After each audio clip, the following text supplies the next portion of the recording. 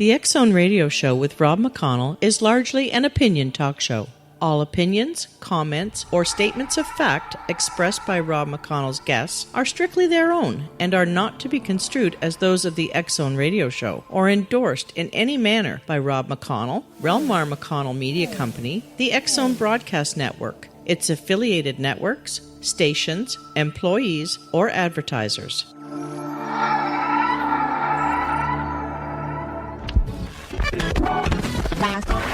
All Hit Radio.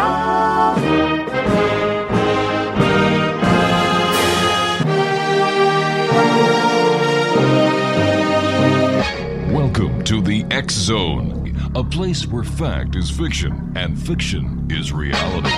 Now, here's your host, Rob McConnell. And welcome back to the X Zone, everyone. My name is Rob McConnell, and yes, we're coming to you from our studios in Hamilton, Ontario, Canada. Worldwide toll-free, 1-800-610-7035. Email xzone@xzoneradiotv.com, on MSN Messenger, xzoneradiotv@hotmail.com, and our website, www.xzoneradiotv.com. My guest this hour is James O'Con. We're going to be talking to James about his new book entitled The Lost Secrets of Maya Technology. And James is an author, lecturer, and an award-winning structural engineer. He has explored more than 50 remote Maya sites and researched Maya technological accomplishments for more than 40 years. Combining his talents as a forensic engineer and an evidence gleaned from his archaeological investigation, James lifts the veil of mystery from the lost technology of the Maya. And James, welcome to the X Zone. How are you, sir? I'm doing right fine, thank you. Tell us a little bit about your interest in the Maya. The interest in the Maya grew out of my interest in history as a teenager and grew into hobby. I'm going to take these step, and then an avocation when I spent time in Mexico in the 60s, almost a year, and visited Maya sites where I felt a kinship with the Maya engineers and started considering how these incredibly bright people built their grand cities and built the infrastructure for these beautiful places. And it grew into a situation where I made some discoveries, pointed them out to archaeology. They said impossible. They couldn't have done it. They were Stone Age people. Well, that one way for the quest for the truth. And the culmination is the book.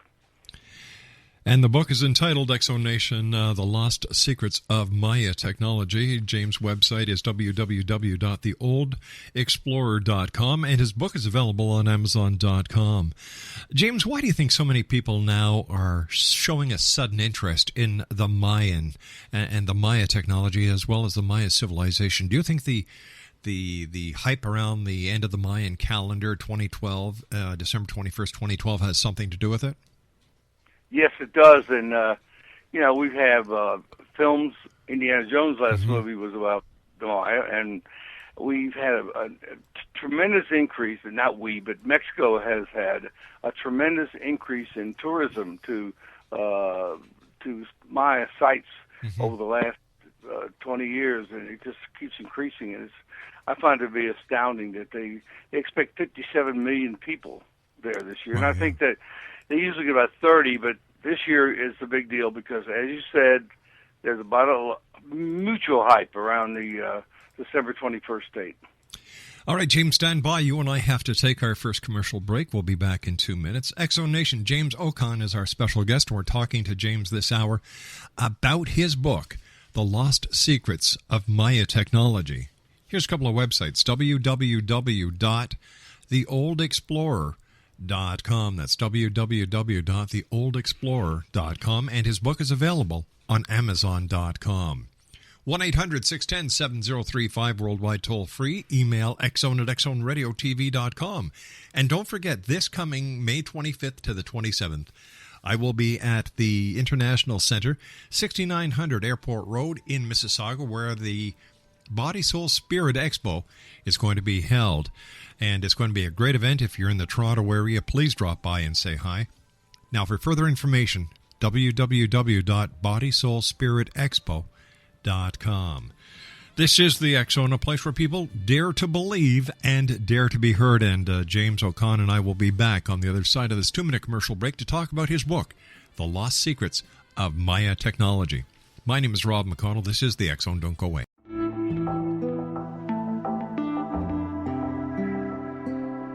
Take a step back in time and discover old Florida cuisine at Marsh Landing Restaurant in Fellsmere. Enjoy delicacies such as frog legs, gator tail, catfish, and swamp cabbage, or enjoy the more traditional cuisine like hand-cut Angus steaks, ribs, and seafood. Join us for breakfast with a southern flair featuring sweet potato pancakes, biscuits, and gravy, and much more. Planning a party? Marsh Landing's private dining room can accommodate groups from 8 to 80 people. While you're visiting, enjoy the historic pictures, artifacts, and stories that line the walls. Marsh Landing is truly a unique experience. Marsh Landing Restaurant, 44 North Broadway in historic Fellsmere, or visit marshlandingrestaurant.com. Marsh Landing, Old Florida cuisine at its best.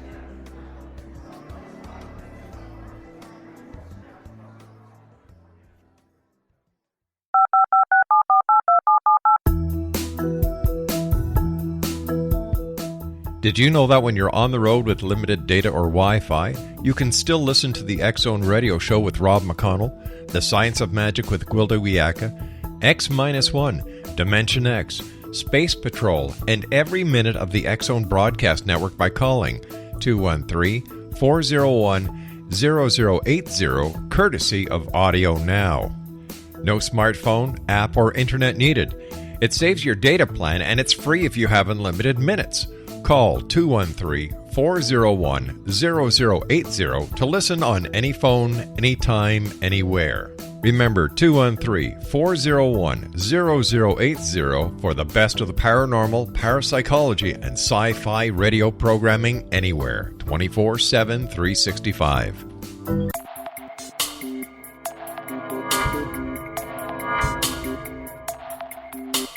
Are you interested in the paranormal, ghosts, UFOs, or psychic phenomenon? Join me, Tim Bartley, co-host of Talking to Spirits with Lightworkers Tim and Justina, coming mid-January 2017 to the XZBN. We will channel spirits live and talk to them, revealing all kinds of amazing information. Spiritual attachments will be found and removed on the show, and so much more. To find out when you can listen to Talking to Spirits with Lightworkers Tim and Justina, visit www.xzbn.net for listeners on both sides of the veil.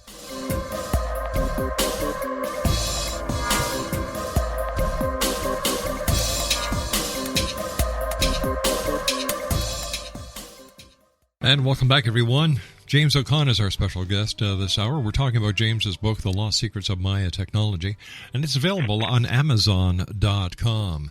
Now, the Maya civilization was the longest in history, James. Let's see, what was it, 3,000 years? The Maya had a long time to contemplate the cosmos, the universe. They were farmers, they were astronomers, and they were great cosmic philosophers. Now, how did this assist them in developing their scientific civilization? You took away my best line, the cosmos. They developed their belief system in their fascination with time and space. And time and space to them was all contained in the cosmos. And in the nightly light show they had, through a transparent, clear sky, they saw the movement of planets, the rotation of our planet, the stars, and started studying them and being obsessed by them. Of course, as one generation passed to another, they had to start counting the cycles, the days and years between different periodicities of planets and stars and rotations. And that enabled them to start a writing and mathematical system that kept track of the time and named the stars and just wrote about the cosmos. This developed their astronomy, their mathematics, and their writing system, which was, by the way, one of the 5 original writing systems in the world. Now we So we also know that the Maya realized that the Earth was not the center of the universe 500 years prior to Galileo finding this out. Absolutely. They knew that when the ships which landed with Columbus were all afraid of falling off the edge of the earth, but the Maya, which had already passed away, the civilization had passed 600 years before, but they knew that the earth was round. Right. So, why were the Maya so intelligent?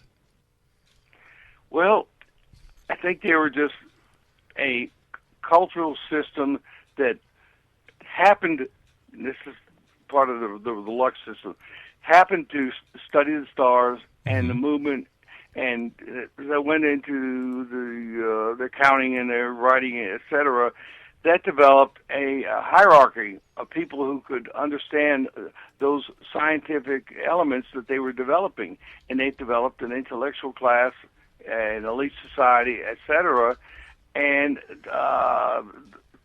it developed, as all human societies do, into a class system where you had these really bright people that were selected, like NFL players or for guys for NASA. They all were headed in that direction all their life, and they developed a society that had an elite system that worked on the sciences. And out of this came their technology. They figured they needed some better place to work and live, so they built these cities that were, through their technology, made of cast-in-place concrete with tools that were harder than steel, and water management systems that saved them during the dry season, roads that cut all the way straight as an arrow, paved 30 feet wide right through the jungle from one city-state to another.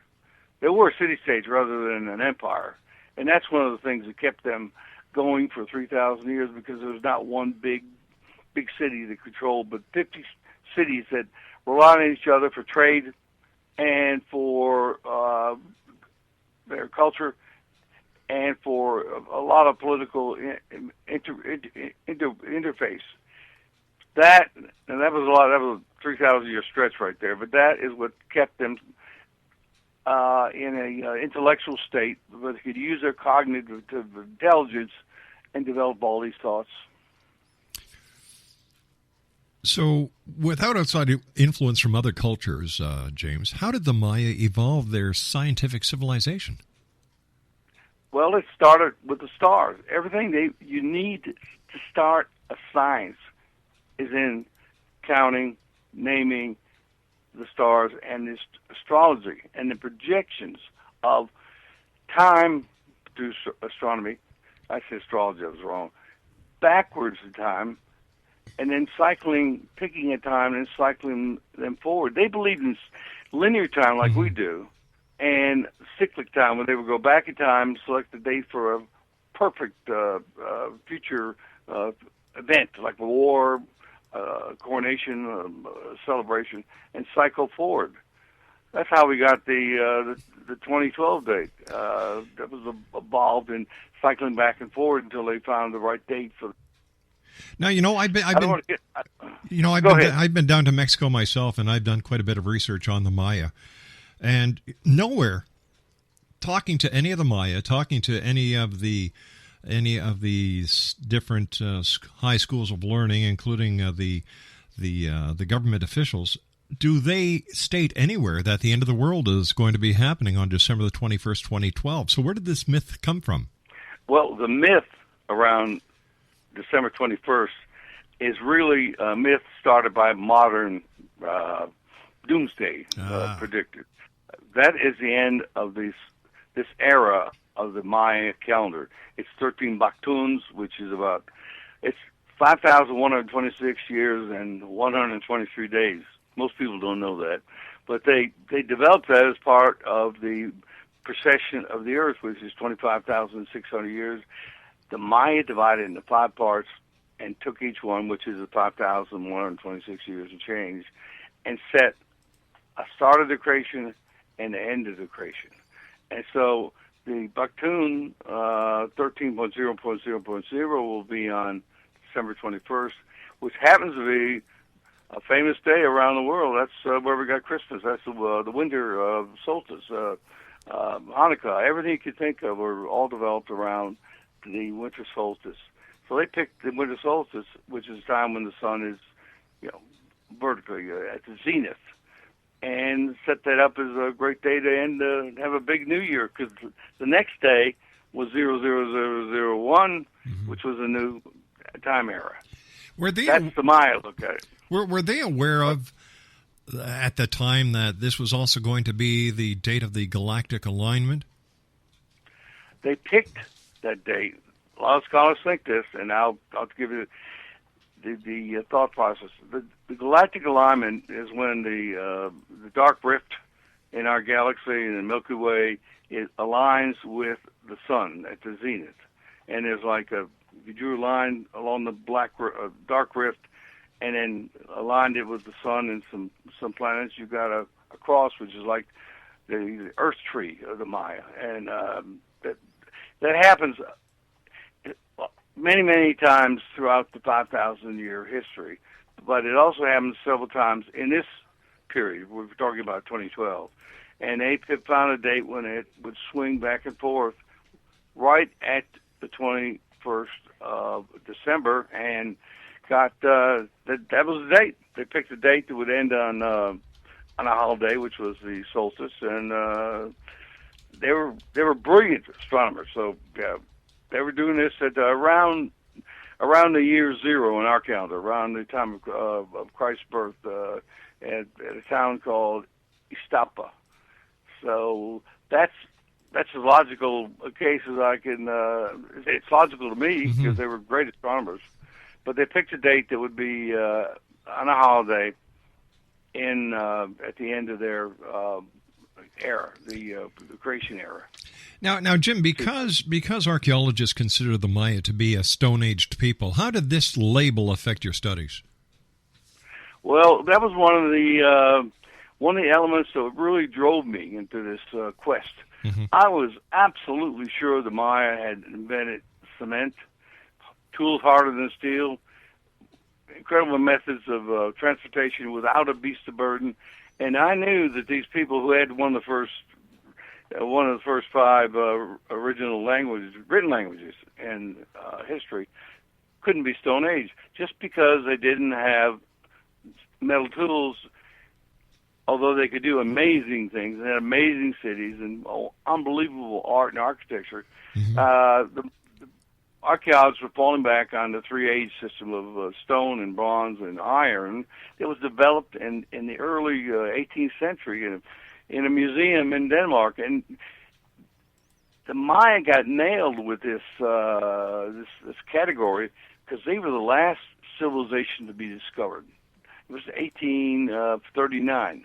Well, everybody knew they were there, but that was the first time that John Lloyd Stephens and Cather Wood, who I know you wrote about, came into the area and viewed these cities and made drawings and wrote amazing descriptions and became, well, actually they changed the history of the world. They found there was another civilization that was encapsulated. When it failed in the 9th century, nobody ever reoccupied the cities. They were never invaded by other people, so they were like they're in a time capsule. And we being the archaeologist, now I'm not an archaeologist, I'm an engineer, I'm an archaeo-engineer, could not find any metal tools. Okay, they found gold, which was traded from different areas, but there's no real metal and I'm talking about the hard metals, in the Maya zone. They have to go 1,500 miles away to find iron. So they didn't see any metal, so they had to be Stone Age. In the book, in Chapter 4, I talk about many other descriptions of civilization which don't involve stone or metal tools, but have all the factors that the Maya developed, the cities, the languages, the writing, etc. And I'm on a campaign to get rid of that appendage or appellage, Stone Age. All right, stand by, Jim. You and I have to take our news break at the bottom of the hour. Exonation James O'Conn is our special guest. James O'Conn. His website, www.theoldexplorer.com.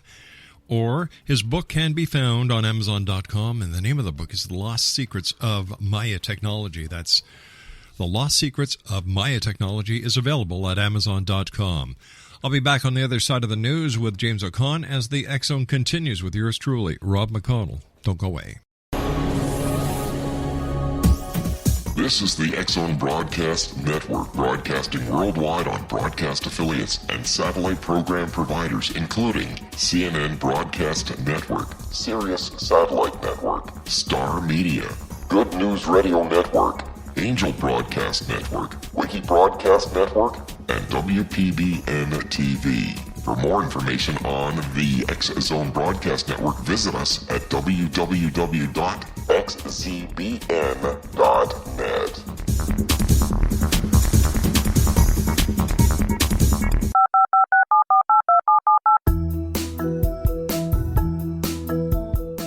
Did you know that when you're on the road with limited data or Wi-Fi, you can still listen to the X Zone Radio Show with Rob McConnell, The Science of Magic with Gwilda Wiyaka, X-1, Dimension X, Space Patrol, and every minute of the X Zone Broadcast Network by calling 213-401-0080, courtesy of Audio Now.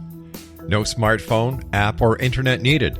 It saves your data plan, and it's free if you have unlimited minutes. Call 213-401-0080 to listen on any phone, anytime, anywhere. Remember, 213-401-0080 for the best of the paranormal, parapsychology, and sci-fi radio programming anywhere, 24/7, 365. 1-800-610-7035 worldwide. Email xzone@xzoneradiotv.com, on MSN Messenger, xzoneradiotv@hotmail.com, and our website, www.xzoneradiotv.com, and you can listen 724, 365 at www.xzbn.net/live HTM. My guest this hour, Exonation, is James A. O'Conn, and we're talking about James's book, The Lost Secrets of Maya Technology. It's a great book. It's got fantastic photos in it. And James, what was your most startling find as an archaeoengineer investigating the Mayan civilization and Maya technology? I would place my number one discovery or forensic discovery on the fact that the Maya invented how to make or fabricate cement 300 years before Christ, and the Europeans discovered the method in 1851. Well, that's when it was patented anyway. The Romans did use cement, but it was all natural cement that came from volcanic sources, so they didn't have to develop a method. But the Maya developed this incredible wood timber cylinder. They would make 20 feet in diameter and about 10, 12 feet high out of wood that would be burned with a cylinder down the middle. It would be, I'd call it the fire cylinder. And they would develop this and put limestone on top. Now, when limestone gets to 14 to 1600 degrees Celsius, it melts. And when it melts, it becomes cement. And they developed what I term, and that is what it is, a thermodynamic reactor, which had a fire in the center, which lowered the temperature as the fire got hotter, and these shafts at the ground level that drew in fresh, oxygen-rich, cold air that combined with the interior fire and made the fire hotter, and it would recycle and get hotter and hotter until they would develop a temperature that was required to melt the limestone. And this was I've made models of this, and pictures are in the book. They're only 1/20 scale, but I had fire shooting their furnaces, which they still use occasionally. Nobody ever found these until I discovered pictures from, Chichen Itza when they were consolidating the site. And all the cement they used there, was made from this kind of process. And this tongue of flame would shoot in the air 150 feet, at 50 meters. And mine only did 6 or 8 meters, but it's amazing. It's like at the end of Indiana Jones. Remember that tongue of fire going up from the ark? Yeah. That's my most impressive, discovery. Because hey, I got the pictures of how they did it. I got the pictures of after the fire. They burned the fire for like 36 hours. It would last that long. They'd use green wood or wood that was been soaked in water and develop material that was cement. And in the book, I have tests. It was done by the University of Mexico. I lucked up upon some really great guys down there, some professors. And they ran tests on them, and it was like 97% similar to modern Portland cement. Why do you think, James, that everybody looks at the Egyptians or the Incas as the great mysteries, and yet in my book, the Maya, I'm sorry, they have so much to offer, and they have offered and given so much to modern technology. It's true, but they didn't have the PR that the Gypsies had.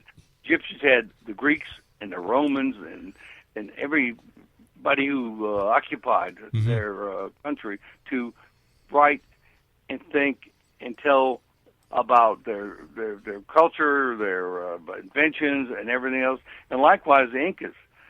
When the conquistadors hit the shores of America, the Maya had already been, collapsed 600 years. So when the Pizarro came in and massacred all the Incas and stole all their gold, he had a bunch of guys with him that wrote the Chronicles of the King. They talked about everything, the building systems, the language, how they built bridges, how the Inca roads stretched 14,000 miles. It was unbelievable. They had PR. I mean, they had books. Thornton Wilder wrote The Bridge of San Luis Rey, right? And I have that in the book, too. I said, better PR than anybody in the Maya world ever had. When the Spanish hit, they never even saw the lost cities in the jungle. They didn't care about them. They were covered up with jungle plants and trees and vines, and the Maya were just, they'd been over the 600-year period had fallen from the great scientific society into a more farming community. They did have literate people that could read the books and copy the books that were burned by the Spanish, but they didn't have the great sciences and the great cities. But that's history. They didn't have anybody write their history because the Spanish burned the books. Yeah, the Spanish weren't very nice to the Maya. There are stories that are in the Mayan history of the Spanish as well as the Columbus explorers abusing them to a point where the Mayas were taking their own lives and their lives of their children so that they wouldn't have to go through the torture that they were being subjected to. The Inquisition was tough on the Mayas. Yeah. And I'll just use that because everybody has heard of it, but it lasted for 600 years, and the goal of the priests, backed up by the army, was to convert the Maya and destroy their culture, their ancient culture.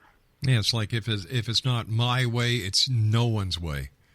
That's right. Either become Catholic or you're dead. You just went into the. They had a test. If you really believed in, and they threw you in a pond, and if you floated, you believed. If you sank and drowned, then you were not a non-believer. One hell of a way to prove that you're a believer or non-believer, right? That's the PR. Yeah. They didn't have anybody writing about him until John Lloyd Stevens came along and wrote a book about his adventures, and that was a worldwide bestseller. Unbelievable. Tell me, what was the hardest part about writing your book? The hardest part... you know what the hardest part was? And that's a good question. I knew it had to be about technology of the Maya, and I knew I wanted to get into the elements.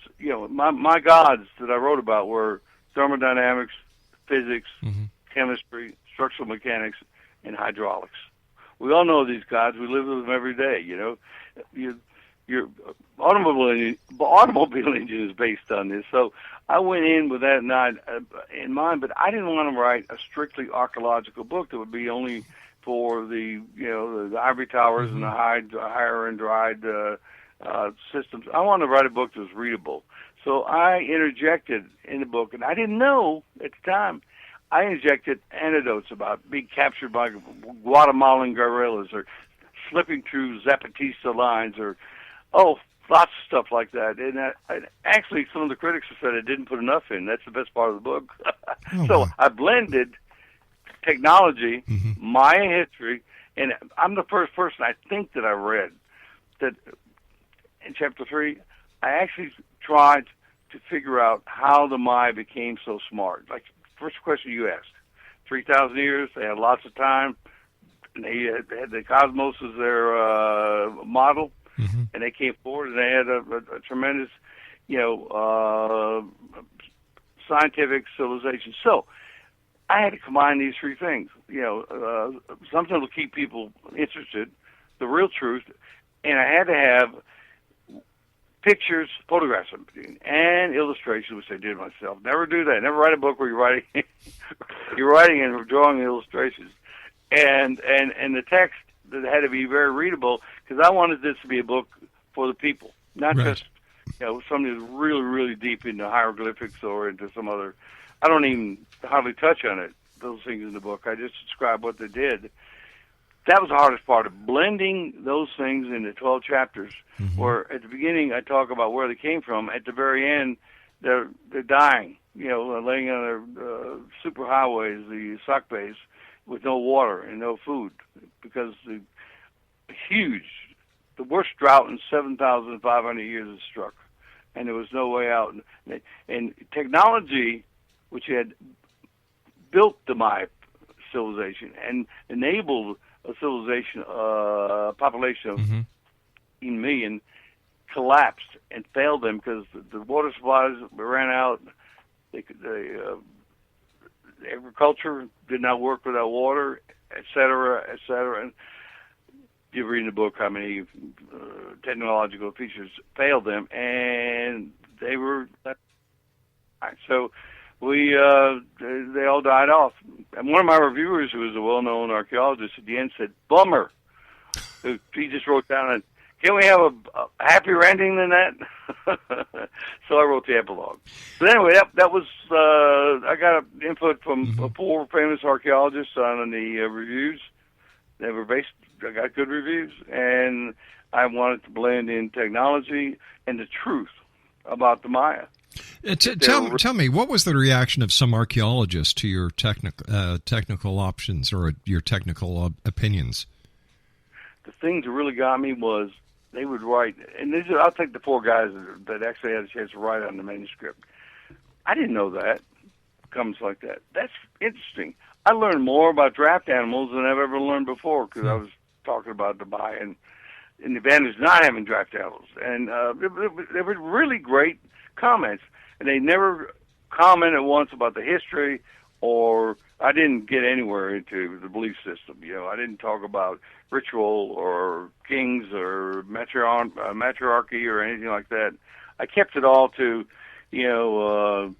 engineering type stuff, that how they built it and how they maintained it, and what was left when it was quote, discovered.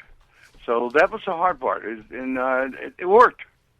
It really worked. I blended in those stories about adventures, which I didn't want.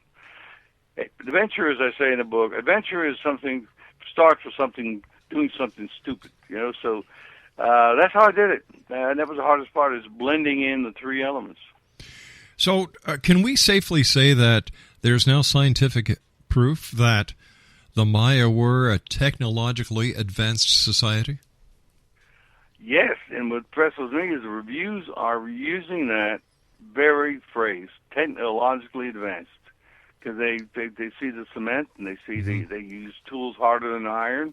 The water systems were tremendously advanced. A series of underground cisterns that collected water during the rainy season, so it could be used by the cities and by everybody during the dry seasons and on and on. And their boats, they had a trade system. Now, I really tout the trade system because they lived off of trade. I mean, they traded north into Mexico. That's north of about 1,500 miles, and they had these big boats. They were like giant canoes, but they were built with all the technology of modern marine vessels. And the best witness we have for those is Christopher Columbus himself. In his fourth voyage, he boarded a Maya sailing vessel at sea and took off his best treasure, which was cotton, by the way, at the time, because Europe didn't have cotton like the Maya grew and wove. And he described the boat and everything else, and I use it in the book to recreate a Mayan canoe along with an expert that I worked with. So people who read it believe it because I tell how it was done. I tell how the system was built and operated. I show drawings, and then I show a photograph.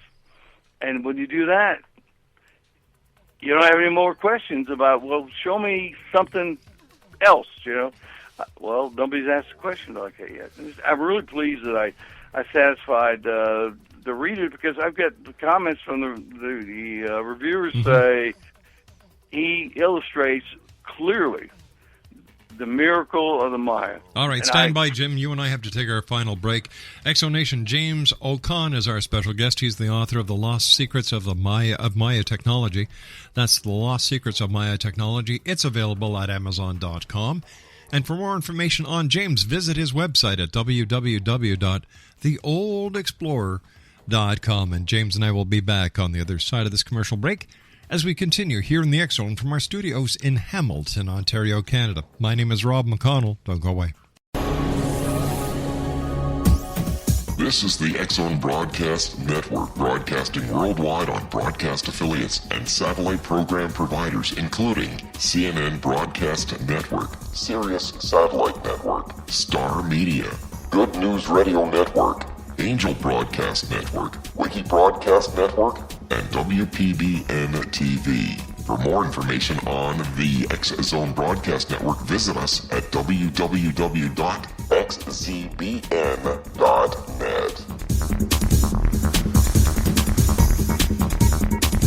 19 Sergeant Central. 19 Sergeant check. Officers on the scene. Hi, I'm Larry Lawson, host of Paranormal Stakeout. With over 36 years in law enforcement, I have learned a few things. The most important is the proper gathering and preservation of evidence is vital to putting the bad guy behind bars. It's no different in the world of paranormal investigation. Whether it's the search for the afterlife, cryptozoology, UFOs, and extraterrestrials, how we gather the evidence, preserve that evidence, and present it to a jury of our peers will make the ultimate difference in proving the existence of worlds and entities that are beyond our imagination. Join me, Larry Lawson, every week on Paranormal Stakeout when, along with my guests, we'll take a journey to prove with indisputable evidence what man has struggled to believe for centuries. Go to xzbn.net for the broadcast schedule and check me out at paranormalstakeout.com.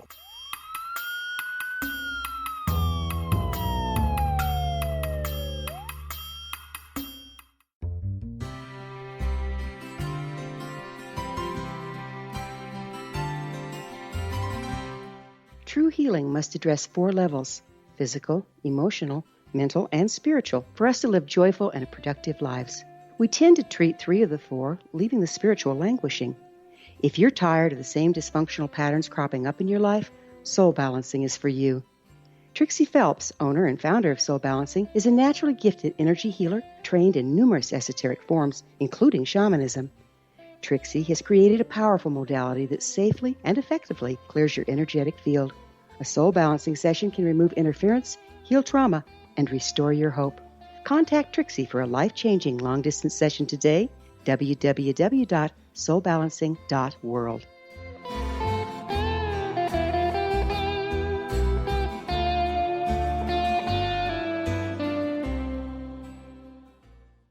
Welcome back, X Zone Nation. James O'Con is our special guest, and the name of his book is The Last Secrets of Maya Technology. It's available at Barnes & Noble, and if you'd like to get more information on James's website is www.theoldexplorer.com. So tell me, James, what's the next step into the investigation into the secrets of the Maya? I think that's a good question.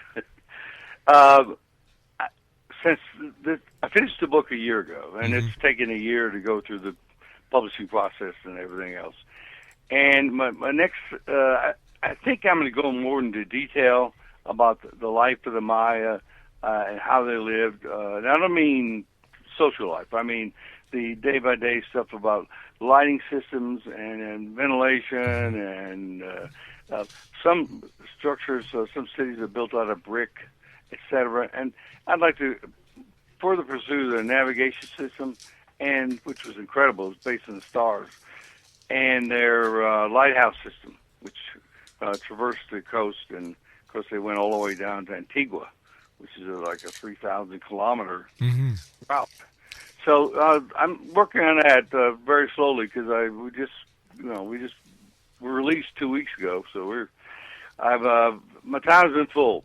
So and I'm enjoying it, by the way. So that was not a complaint. Tell me, Jim. Let me ask you this question as somebody who's gone deep into the Maya, their secrets, their culture, their technology. What do you think, or how do you feel the doomsday prophesiers are going to feel on December the 22nd, 2012? They're going to be few and far in between. Have you noticed it's dropping off? Yeah. I mean, the guys that are leading the thing, I could name some, are sort of like talking about it's not doomsday anymore. It's like the age of Aquarius, or it's a change in the in the style of life of the world. It's a new era, and it sounds more like the Flower Children of the '70s than it does. One of the I've read some of your documentation about the failed end of the world prophecies. Yes. Okay, which we've all gone through a bunch of them. I think they're going to be disappointed, and they're going to wind up like the rest of us. Only 4 shopping days till Christmas. James, I want to thank you ever so much for joining us. Congratulations on a great book. I thoroughly enjoyed reading it. Much success to you in the future, and please come back and visit us again here in the X Zone. I'm always glad to visit Canada. All right, buddy. You take care of yourself, and once again, congratulations on a great book. X Zone Nation, James O'Conn has been my guest to this hour, and he's the author of The Lost Secrets of Maya Technology. Now, it's available at Barnes & Noble, Amazon.com, and for more information on James himself, www.theoldexplorer.com. Don't forget, May 25th to 27th, I'll be at the Body, Soul, Spirit Expo, 6900 Airport Road. That's the International Center, right across from Pearson International Airport. For more information, wow, they've got a great venue this year. Hats off to you, Chandler. Visit www.bodysoulspiritexpo.com. That's www.bodysoulspiritexpo.com. I'll be back on the other side of this commercial break with the news as the X Zone continues from our studios in beautiful Hamilton, Ontario, Canada. Send an email to me anytime. Love hearing from you. xzone@xzoneradiotv.com. My name is Rob McConnell. We'll be back after the news. Don't go away.